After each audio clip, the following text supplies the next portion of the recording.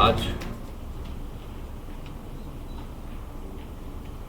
Vaccination का, corona virus के vaccination का पहला डोज IGIMS में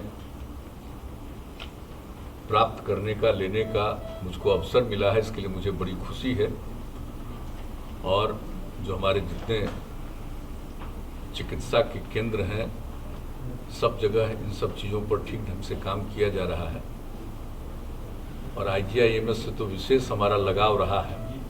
और पहली बार भी जब टीकाकरण का काम शुरू किया गया था तो यहीं आकर के पहले दिन ही हम लोगों ने यहाँ पर आकर के लोगों के बीच में बातचीत भी की थी। और यहाँ का काम बहुत अच्छा है। और आज जो टीकाकरण का जो शुरुआत फिर करा दी गई है, अब तो सब लोगों को मालूम है कि 60 साल और उससे अधिक उम्र के जो लोग हैं उनका, और 60 साल से कम 45 वर्ष तक के उम्र के जो लोग हैं जिनको अन्य प्रकार की कोई बीमारी है, उसके लिए केंद्र सरकार ने गाइडलाइन जारी कर दिया है। पहले तो 50 साल के ऊपर वाली बात थी, लेकिन जो लेटेस्ट गाइडलाइन जारी हुआ है उसके मुताबिक अभी आवश्यक है कि 60 साल और उसके ऊपर के सब लोगों को कराया जाए। और 60 साल के नीचे 45 साल तक के लोगों का जो अलग प्रकार की बीमारियों से ग्रस्त हैं, जिसके बारे में भी, बीमारियों के बारे में बता दिया गया है, तो उनके लिए भी काम किया जा रहा है। मुझको पूरा भरोसा है कि अब ये वैक्सीनेशन का काम, टीकाकरण का काम सब लोग कराएंगे और पूरे तौर पर ये काम होना चाहिए।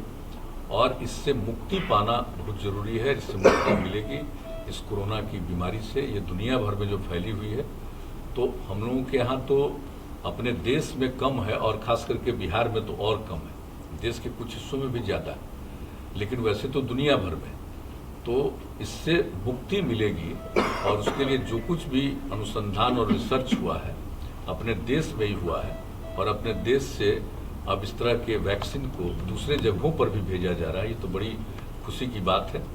तो आज जो ये काम प्रारंभ हो गया है, और मुझको पूरा भरोसा है कि हमारे सभी बिहारवासी इसका लाभ उठाएंगे और टीकाकरण कराएंगे।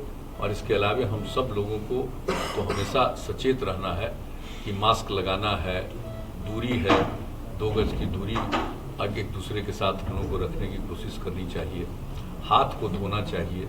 तो ये काम तो करने के लिए सब लोगों को सचेत रहना चाहिए और करना चाहिए। और हमारे यहाँ तो जैसा हमने पहले कहा, काफ़ी घटा है, लेकिन फिर भी हम सब लोगों को टीकाकरण का काम जरूर पूरा कर लेना चाहिए, जिससे इससे पूरे तौर पर मुक्ति मिले। और आज इसकी शुरुआत यहाँ से हुई है। और पहला दिन जो टीकाकरण की शुरुआत तीसरे फेज का हुआ है, उसमें आज लेने का मौका मिला। मुझे बहुत खुशी है।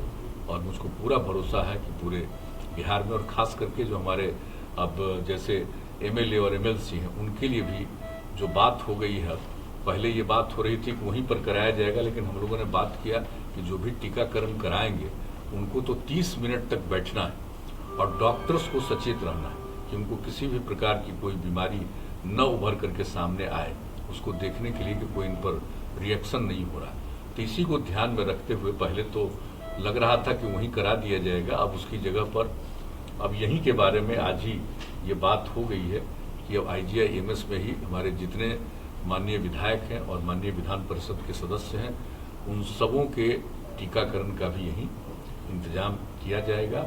और इसके लिए पूरा विस्तृत रूप से ये इसकी सूचना दे देंगे।